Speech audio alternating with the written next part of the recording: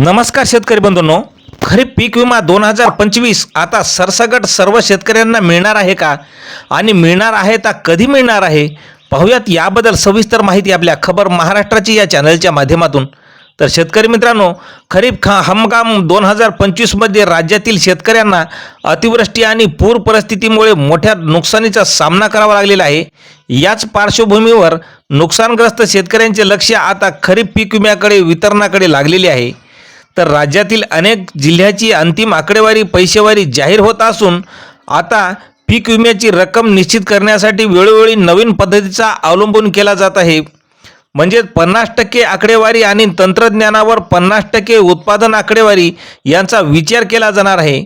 राज्यामध्ये सोयाबीन, मूग, उडीद, मका यासारख्या पिकांसाठी सुमारे 63,000 पीक कापणी प्रयोग पूर्ण झालेले असून याचाच अहवाल पीक विमा कंपन्याकडे सादर करण्याची प्रक्रिया सुरू केलेली आहे।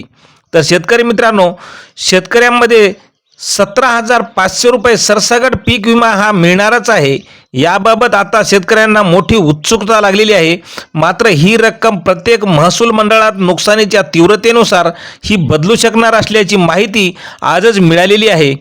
तर ही सर्व आकडेवारी विमा कंपन्याकडे सोपवण्याचे काम आता अंतिम टप्प्यामध्ये आलेले असून येत्या 31 डिसेंबर ते 5 जानेवारीच्या दरम्यान सोयाबीन आणि इतर पिकांसाठी कोणती महसूल मंडळे पात्र ठरणार आहे याचे स्पष्ट चित्र आता हे होणार आहे।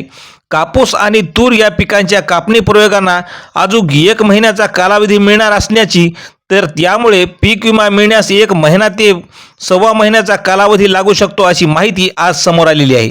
तर मित्रांनो, अशाच माहितीसाठी चॅनलला सबस्क्राईब करायला विसरू नका। धन्यवाद।